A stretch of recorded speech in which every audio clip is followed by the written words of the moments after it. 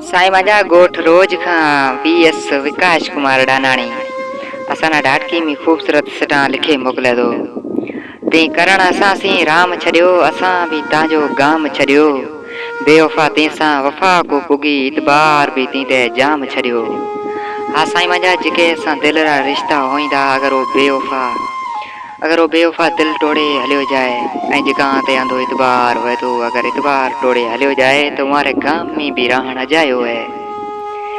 करे भरवसो तेसा दिल में लगाई ती को करी मिठा मीसा वफाई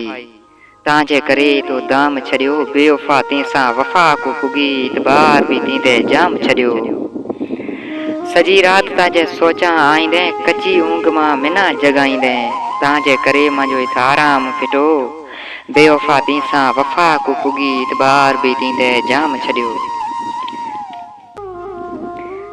विकास कुमार कहती छड़ियो साथ मांजो आवीएस मकवाणो कहती छड़ियो साथ मांजो सारी जिंदगी रासे मिठा दुखे तांजो